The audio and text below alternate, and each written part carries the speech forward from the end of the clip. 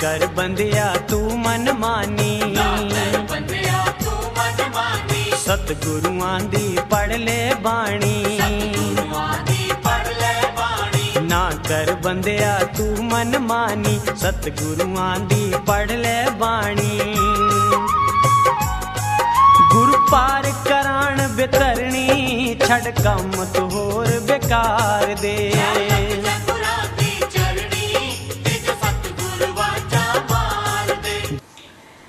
हे मधुसूदन, इसमें कोई संदेह नहीं कि ये मन बहुत चंचल है, बड़ी कठिनाई से वश में आने वाला है, परंतु अपने आप पर काबू पाने, मन को दृढ़ करने और योग साधना करने से तथा वैराग्य से इसको वश में करना चाहिए।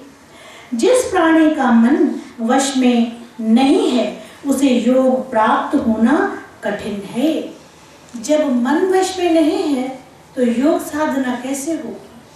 क्योंकि चंचलता जब मन में होगी तो आप योगी नहीं हो सकते। और स्वाधीन मन वाले प्रयत्नशील मनुष्यों द्वारा साधना से मन पर काबू पाना सहज है। जो प्रयत्नशील है और जो स्वाधीन मन वाले हैं वो निश्चित ही मन पर काबू पाते हैं, ऐसा मेरा मत है। हे केशव, मेरा मन योग चलायमान हो गया है।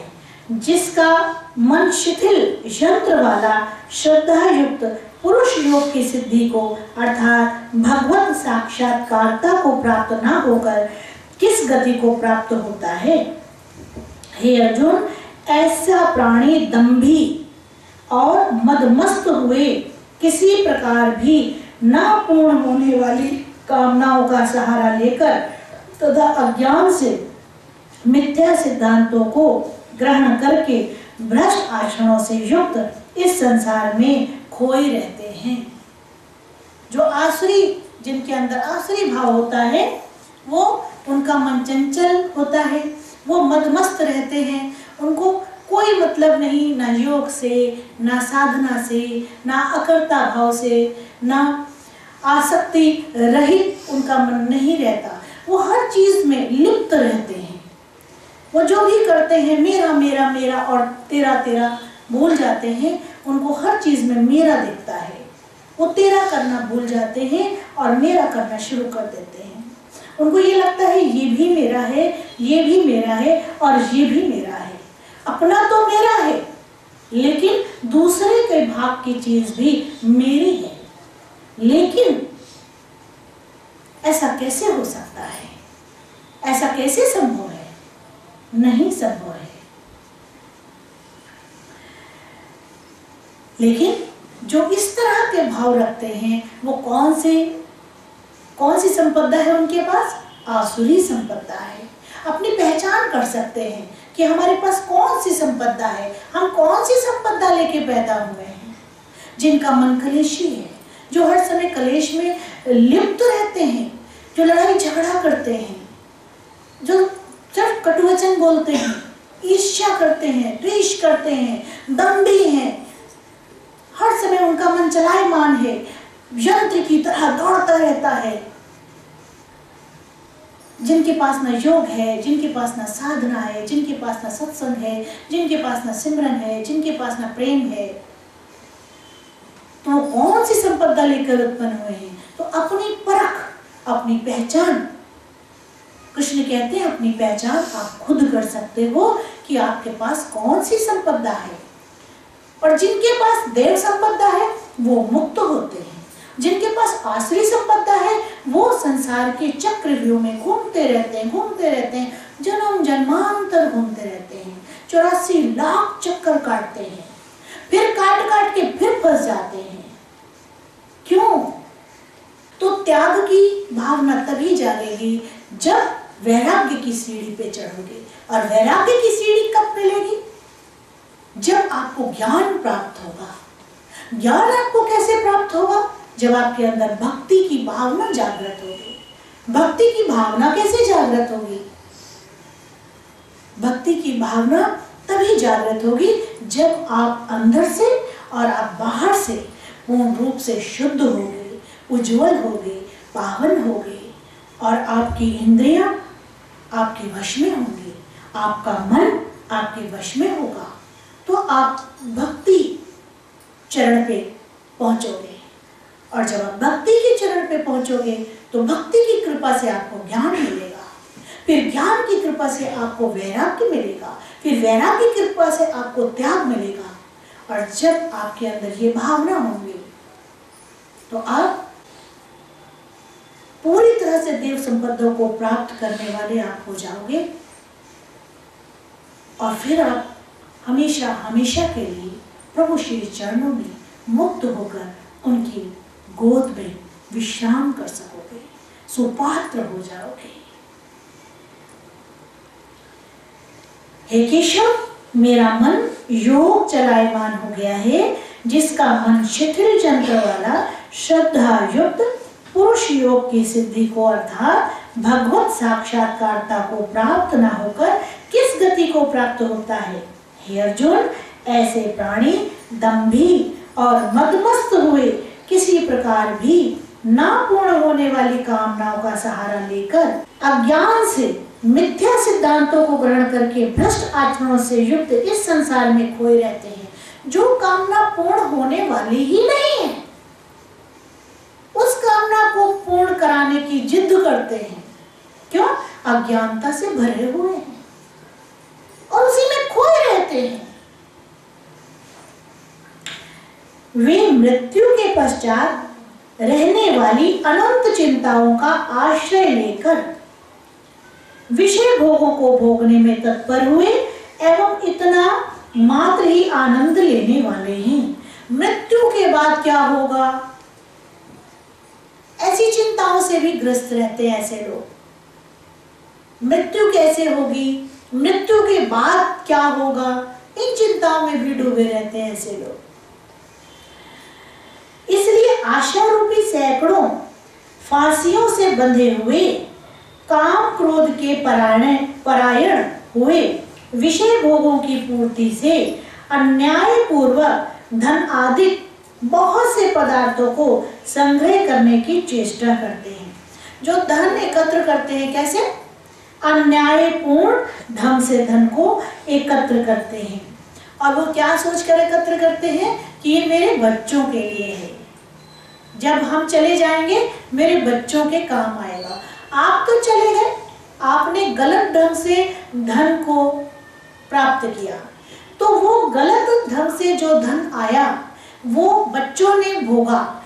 आपने जो गलत कर्म करके धन कमाया, आप तो पाप के भागीदार हुए, आपको तो उसका फल पूर्ण रूप से प्राप्त होगा ही होगा। लेकिन जिन्होंने गलत ढंग से कमाया हुए धन का भोग किया हुआ है, वो भी पूर्ण रूप से भागीदार होंगे। प्रभु कहते हैं, यदि आप कोई अच्छा कर्म करते हो और उस अच्छे कर्म में जो लोग हिस्सा लेते हैं, जैसे जिसने अच्छा कर्म किया, जैसे कोई कथा की या कोई सत्संग कराया या कोई कीर्तन कराया या कोई नेक कर्म किया, किसी की सहायता की, किसी की हेल्प करी, किसी दुखी का साथ दिया, किसी बीमारी, कोई बहुत बीमार पड़ा है उसके लिए सेवा की, उसका सिमरन किया, उसके लिए तन मन धन से उसके लिए लगे, कोई नेक कर्म किया। लेकिन उस नेक कर्म में जो जो भागीदार है, जिस तरह से भागीदार है, वो पूर्ण फल का अधिकारी है। जिसने सत्संग कराया, जिसने धन लगाया, जो श्रोता आए, जिसने पूरे मन से सुना, जिस पंडित के माध्यम से कराया, जो उसका सामान लाया श्रद्धा पूर्वक, जो जिसने जिस भी तरह से उसने सेवाएं की, वो श्रद्धा से की, पूर्ण रूप से की, अंतर मन से की, कलुषित मन से नहीं करना।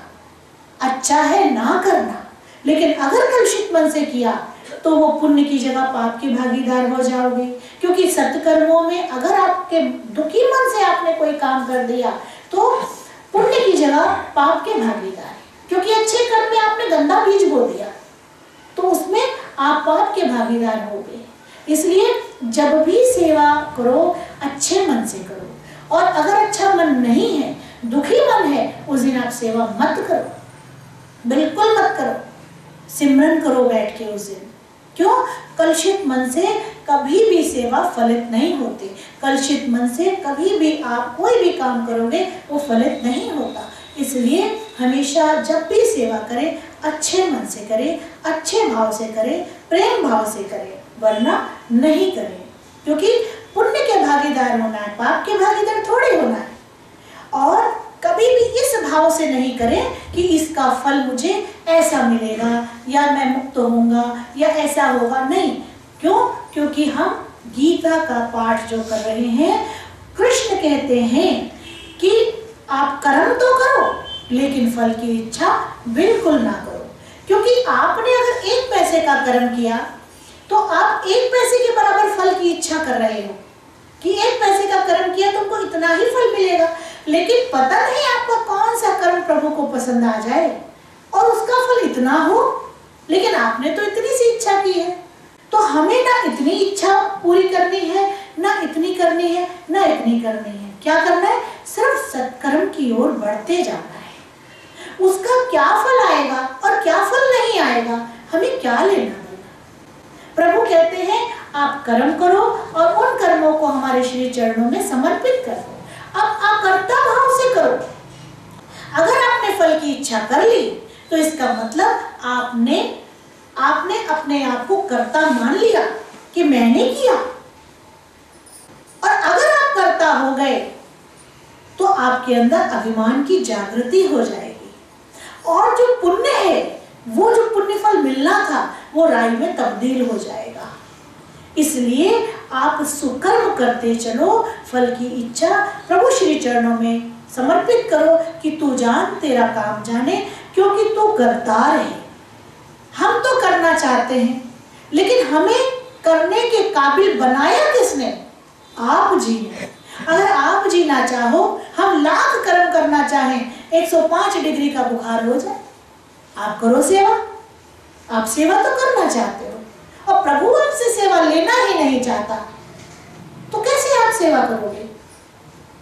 आप सेवा करना चाहते हो, आप 105 डिग्री बुखार से तप रहे हो, आपके अंदर 1 गिलास पानी पीने की हिम्मत नहीं है, आपको चम्मच से पानी पिलाया जा रहा है, तो क्या सेवा करोगे?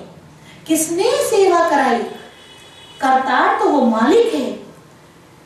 जो सेवा करते हैं आप समझो कि प्रभु की इनायत है उन पर, प्रभु की कृपा है कि प्रभु उनसे सेवा ले रहा है। कोई सेवा करना चाहे और वो कर ले, ऐसा कैसे हो सकता है? बिल्कुल नहीं हो सकता। जब तक प्रभु की इच्छा ना हो तब तक कभी हम बच्चे सेवा नहीं कर सकते, और जब तक मालिक की इच्छा ना हो हम बच्चे सिमरन करना चाहें, हम बच्चे भजन करना चाहें, बिल्कुल नहीं कर सकते। नमो नमो गुरुदेव तुझको नमो नमः। नमो नमो गुरुदेव तुझको नमो नमः। नमो